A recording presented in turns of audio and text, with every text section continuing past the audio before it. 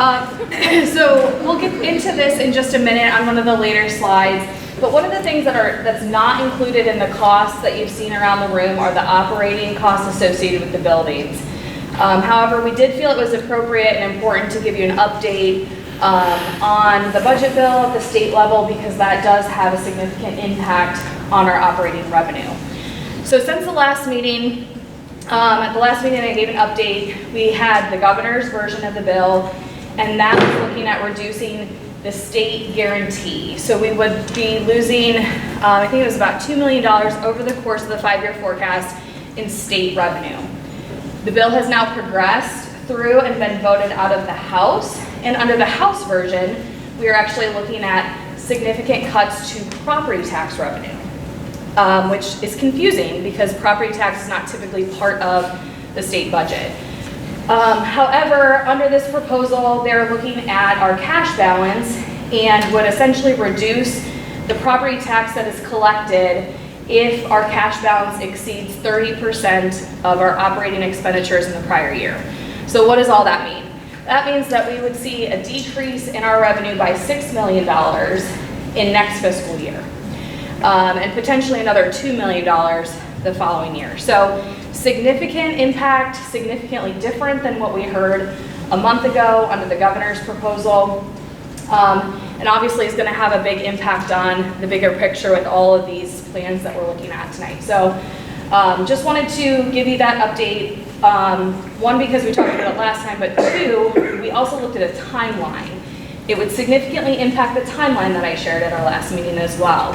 Specifically as it relates to a new operating levy, it could move that timeline up by as much as 2 years. So we will continue monitoring what happens as it progresses into the Senate, but that is not projected to, or their timeline for that is early June for voting out of the Senate. Then it goes back to both sides to come to the final recommendation to be approved by June 30th, which is the last day of our fiscal year. So just keep all that in mind as you're looking at the options tonight. All right. After that good news,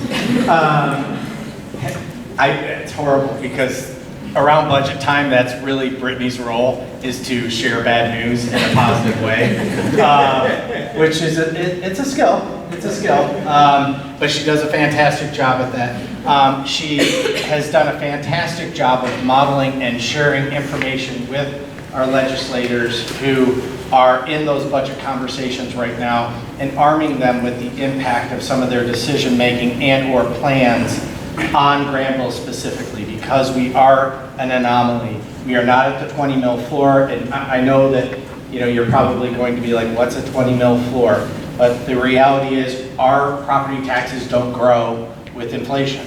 And in some school districts they do.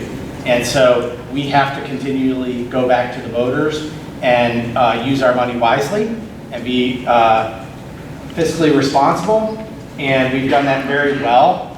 But when changes happen at the state level that dramatically impact our cash reserves and or our forecasting, that throws a wrench in that. And to give you a little history lesson, in 2012, Governor Kasich solved the $8 billion deficit by taking money from local schools, and we lost about $1.5 million immediately, and we had just passed a levy. And so we had to go through a reduction force and then almost immediately come back to the voters for money that they just approved, which is awful. So this does happen occasionally, but you're not here to talk about finances as much as you are facility master planning. So let's jump into that. So here we're at, this is where we're at in our facility master planning process. So we talked a little bit about the information that we collected, current sites, building conditions, enrollment, facility capacity overview, and we're going to touch on some of that information here shortly. We started connecting with stakeholders. We've had conversations with staff. We've had conversations with students. We've had conversations at community meetings. So we've been engaging the community for about a year in this process. And again, the goal is to develop a roadmap for how we will respond to growth as it occurs in Granville. And we're at the create options, ideas, solutions to review with stakeholders. That's going to be your job tonight. And then complete with confidence. It's really to develop findings and recommendations and considerations for the board to think about as they go through their planning processes moving forward. Again, this plan could sit on a shelf for 3 or 4 years, and that's not a bad thing for the residents of this community. So just understand that that is where we're at in this process. So current state, if you aren't necessarily familiar with our current state, we have really 3 buildings, but 4 buildings. So we have kindergarten through 3rd grade at GES. We have the 4th grade through 6th at GES. And then at that end of the building, we have 7-8. And at this building, we have 9-12. So we have the current student counts and building size by square foot here for your information. What I do want to help you understand is when we initially started this process, our numbers at the elementary school were a little bit higher than what you're seeing on that screen right now. But because of the market and the housing market, sales slowed. And so we've had 2 years of lower numbers of kindergartners after a very large class of almost 183 kindergartners coming in. The last 2 classes have been around 150. So, but that's not surprising given the stagnation of the housing market. So these are our current counts and our building size. We have those represented on this map, K3, 4, 6, 7, 8, and 9, 12, right here where you're at right now. So what is this map? That map is where the residential density is in Granville schools. So this was part of the research that we did with the task force. So all these green areas are where the density occurs in Granville schools. You'll see some areas like up above the intermediate school, that's all rural area. Mostly farmland, a few homes. But you can see where the density occurs around the center of town and out certain corridors. But it does kind of go from the southwest to the northeast in kind of this type of band across the entire school district boundary. And if you remember from the last session, you know, we have Granville Township around the Granville Village Center. We have Newark over here. We have Union Township in the south. And then this area right here has been annexed into Heath. So we have several different municipalities that we work with to look at zoning and potentially residential development. So this is our existing land use. We also had a land use map that also looked at potentially developable land that were owned currently by developers. So there's another map that if you want that information, it's on our facility master planning page on the website. You can go and dig into that information. So for tonight, we want you to assume or know that every class or every grade level, we are assuming 275 students per grade level, and we are assuming all-day kindergarten for all students. So that's one thing that came out of the recommendations and priorities is people really want to have all-day kindergarten as the primary option for their students. So we assume that in all the options that you see. Right now, we graduate anywhere from 195 students to about 235 students. So you can see that the options have significant growth built into them across all grade levels. So let's talk a little bit about capacities.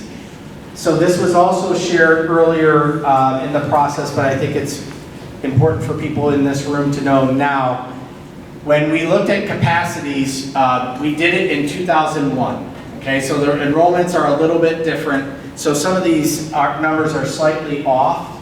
But what we saw was utilization or capacity utilization at the middle school and high school really was in the higher 70s, lower 80s, which is almost ideal.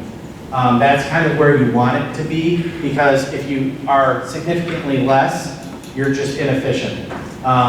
If you're over, you're overcrowded. So that was good to see. This is where we were a little bit concerned. So the enrollment at that time, we were looking at 714 and 609, and that, looking at the elementary level at GES and GIS, we were hovering around the high 80s and high 90s for capacity. So where we see the capacity rub is at the elementary level right now. And obviously, as bigger classes potentially come in, they will matriculate through the system, and that will create larger class sizes at the middle school and high school down the road 10 to 15 years from now. And the other thing that we've seen slow is mobility. So usually we have, kindergarten numbers that come in, and then we have a mobility factor for, we call it a cohort survivability model, which is awful sounding. But what it is if you're in kindergarten and you move to first grade, you survive. And you are, then we add from that point forward. And so looking at that model, how many students do we traditionally add from kindergarten through 12th grade to give us that model of mobility? And so all of those things factor into our enrollment reports, and we have an agreement with Cooperative Strategies, who is now Wolpert, to do enrollment studies every other year for us, so that we can continue to track enrollment and the trajectory of that, and we look at land use through that process as well. So if something were to develop, it would be included in that report. So this kind of level sets you on our current capacities and our some assumptions from the model. So I'm going to invite Jen Fuller, who is the principal architect for Fanning and Howey, who's been alongside us during this journey of facility master planning, to talk a little bit about what's included in the options and what's not included. But before she does, I just want to reiterate one more time what Brittany said. Right now, none of these options include operating costs. So again, bond pays for buildings, and then operating levies pay for the staff that go into those buildings. None of these options and the amounts that you see are including operating costs. So with that, Jennifer. Okay. Yeah, you got it. I got it. So we're going to dive into this a little bit. We tried to keep it high level, kind of keep some basics so everybody understands what each option would include. So if you look on the screen, we've got cost for new square footage. We also have some renovation costs we'll talk about next. But anything that we talk about new build, a new building, or an addition is going to include what we would call a buildable site. So it's a site like we're on right now, where there are utilities that come to it, and then we would just expand the utilities to the building itself. We look at furniture, fixtures, equipment as part of those hard costs, and obviously the building, the walls, the roof, things like that. Soft costs are also included in some of these numbers. That includes design fees, a construction manager fee, if there's agency and permitting fees. So anything that we have to go through for zoning, some things along those lines, building permits, those would be included in those soft costs, right? So it's not like an actual building, but it's other things. That's all in the number. That number is also today's costs. There's a lot going on in the world with tariffs and things like that. We're not going to try and analyze that at the moment. We just want to give you a 2025 number. The numbers that we are using are kind of a state better, best kind of scenario. OFCC is the Ohio Facility Construction Commission. We've talked about them a little bit. And they give a pretty good equity standard across the state.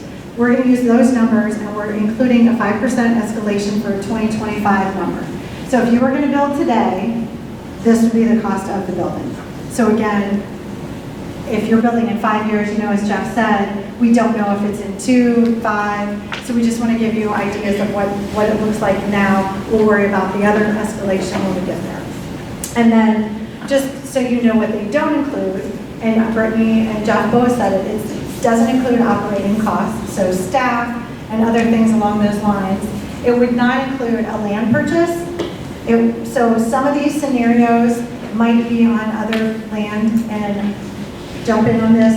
That was one of the pinpoints last community meeting. Yeah. We were asking about some priorities, one being all-day kindergarten.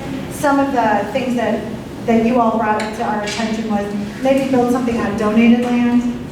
If we don't have to spend money on the land, we can put it into the building. We prefer that. So we tried to look at some of those scenarios. Yeah, or existing property. And if you look at existing property, you'll see some of these options. GIS has some property where GES, you might not be able to build there, right? And being in the center of town, I think everybody would cringe on that a little bit too, bringing more traffic. So those are things that we try to include in some of these options. And again, those could be part of your pros and cons. You know, if you are seeing that being an issue, write that down as we get into this. It also does not include transportation costs. So depending on where some of these buildings might be, if we just expand our transportation pattern, that could have some increased costs, or could be reduced costs. We don't know that yet until we know what the build is and where the population is. And then it also doesn't include if utilities needed to be extended to a new site. If you have city water, city sewer, obviously that's going to decrease that site cost. So some of those things are not factored in yet until we decide that that's the option that we want to look at, basically. Renovation costs. So these are going to be a little different per building. They're consistent across the options. So if we're going to work on something at the elementary school, it's going to be the same in all the options because that building's still going to be in play. So those will include things like flooring in classrooms and corridors, paints in classrooms and corridors, furniture specifically at the library and in offices, and this is at all buildings. Fire alarm upgrades at all buildings. There's been a code change since all these buildings were built, and that's an important safety and security item. So that would be upgraded in all buildings as part of these costs. Electrical systems need upgraded in some of the buildings. ADA upgrades and elevators specifically at the elementary school. We need to look at that. And you'll see the elementary school probably has the largest renovation need. But again, this is what it captures. Window replacement, food service equipment. And these costs, again, are the 2024 cost set with a 5% escalation, just today's dollars. This does not include mechanical system upgrades because that's going to take place in another bucket of money. So this is just kind of building and renovation needs that would go into this existing space. And again, you can ask these questions when you're looking at the numbers too. Okay. So I'm going to go over the... Let me, before you jump into that. So when we met with the community at the last meeting, we asked them to establish priorities. Those priorities then went back to the task force. And we tried to figure out, okay, are there themes that emerged from those priorities? And really there were a couple, and you'll see them in the actual options. So you'll see an option that's labeled grade bands. Right now we are grade banded. What does that mean? All kindergartners go to the same building. All first grade goes to the same building. All second grade goes to the same building. There are other districts that you have K-5 buildings where, if depending on where you live, you go to one building or you go to another building. Okay, so grade bands was one of the things that we saw as a theme of a priority within the options. Okay, so that's why we have an option 1 that's labeled grade bands. Then there were other things that were related to efficiency. and locations. So you'll see we kind of labeled them based on the theme or the priority from that last meeting. All right. That's okay, jump in. So just, I'll describe this, and again, we have in each of the locations 2 different printouts of this, so you can look a little closer at it and ask some questions then as well. As Jeff mentioned, so great things. This would be, and some of these we have broken out into a phase. Some, it's just, I guess, part of the work when the growth comes. So a total would be all of the items added up. As we get moving into some of the other options, that'll be a little more clear. So in this case, there would be a new middle school, a 6-8 building. Location is not determined yet. So there might be some options here, but we sort of picked a spot that might make sense where there's access to roads, something that's not kind of out in the middle of nowhere. So we're trying to be mindful of some of the things that you said were priorities. And then this would have, in addition to the 3-5 that would be at GIS, and right now GIS is not a 3-5 band. So just keep in mind we're kind of shifting some of the grades around so those buildings can support better. There would be renovations at the elementary, at the intermediate, middle school, and the high school. And here we are looking at GES to have a K-2 grade band, GIS to be 3-5.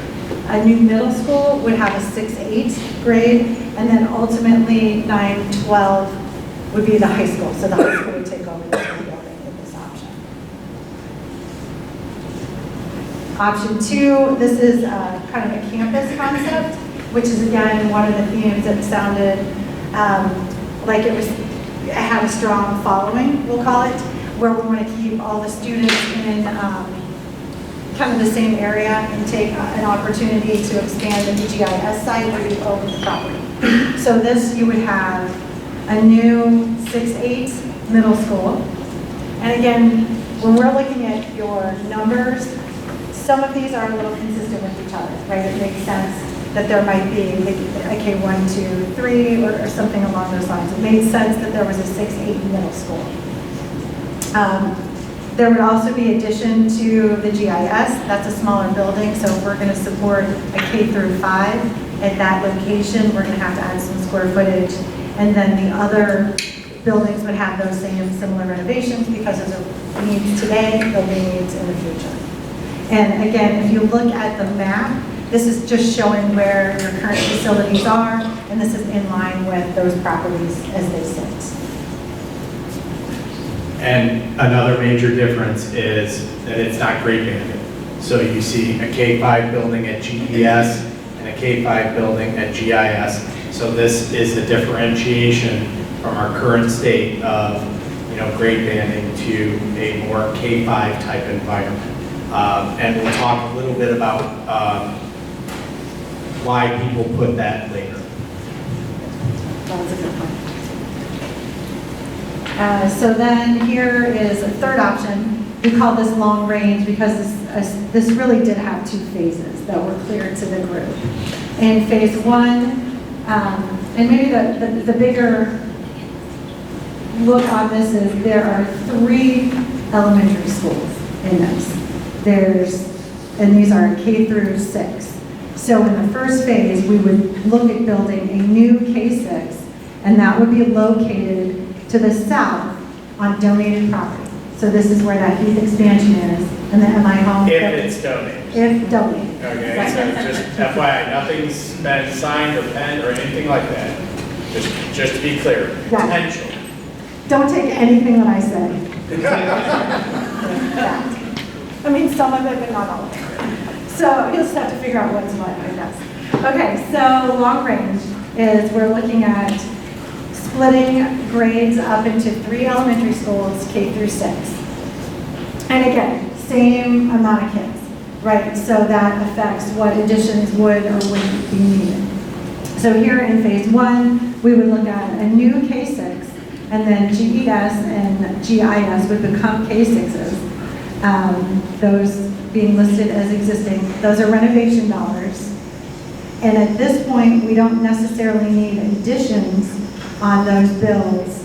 They can support a third of the grade section. They still need a renovation, like we talked about before. And then in a phase 2 of this, and that's why we call it long range. So we'd have an immediate, and then we would have that longer need. We would shift grades around.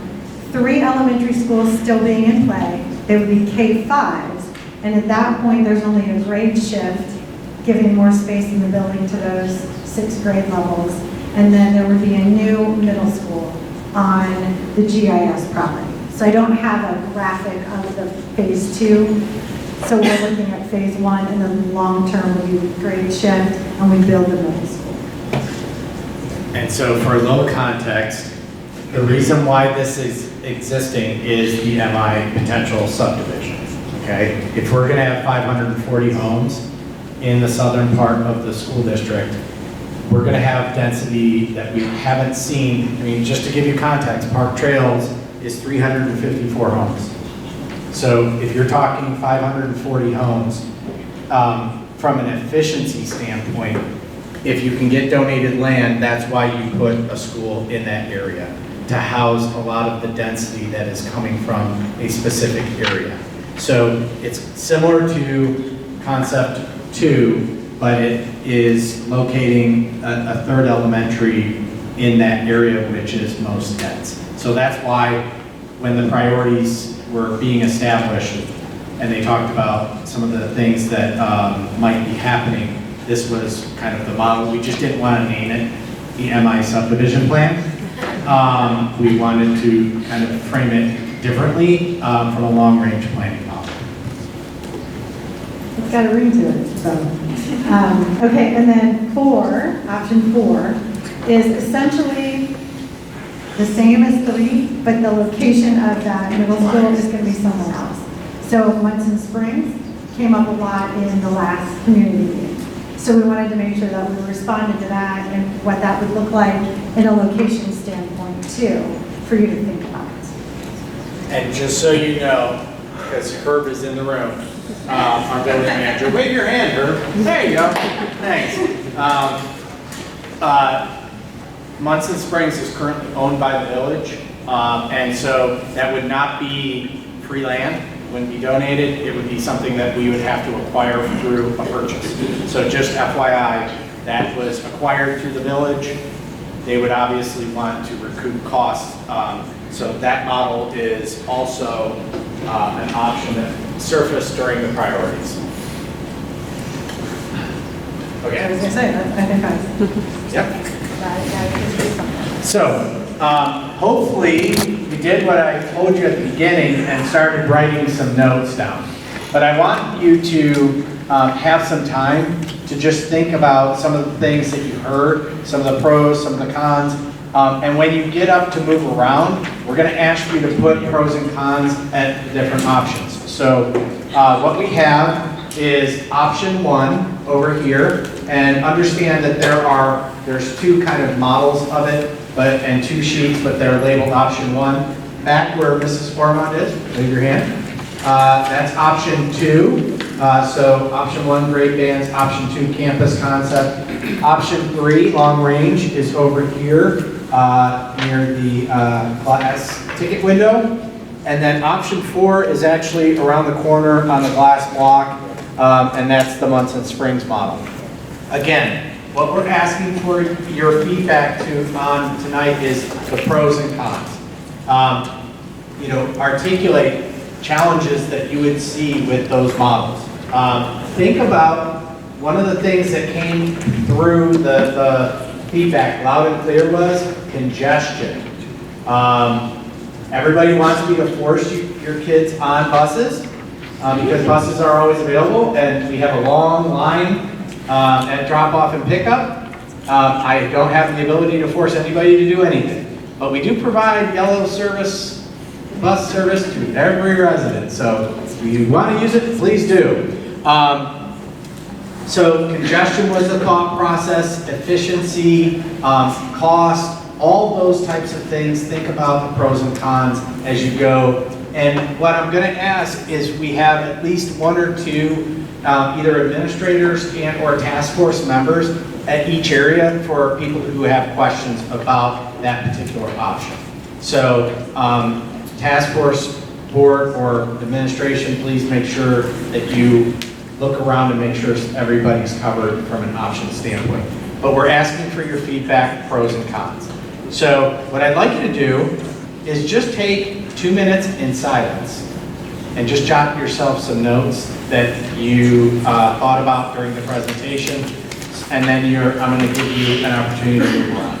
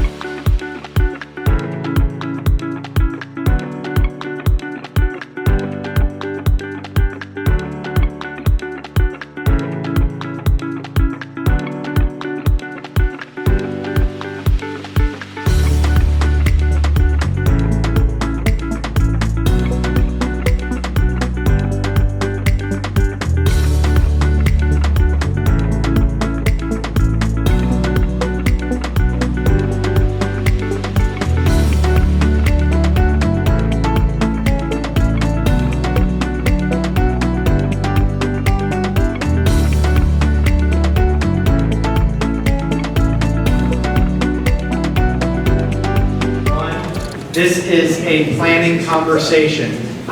Please, if you care for my mental health at all, don't go home and say on Facebook, we're building this, okay? Because I will have to answer about 5,000 emails. So please don't do that. Remember, this is a planning process. Two, I really appreciate people coming out and sharing your perspective. This process has been very helpful in understanding the priorities that you value and that your input is very thoughtful.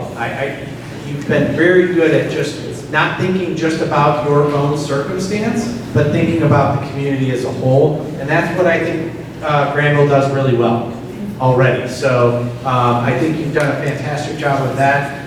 If you have any questions about options or why an option didn't include X, Y, or Z, please send me an email. Those emails I really like to get.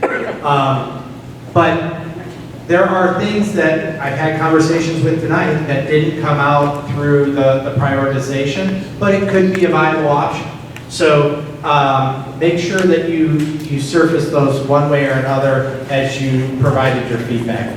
So I want to thank the task force members, I want to thank the Board of Education, I want to thank my administration who has listened to this conversation way too many times. And at this point, you know, if you get your pros and cons up, you are released. you're not held hostage anymore. So thank you very much for your participation. And again, this is a planning process, not a building process. Thank you.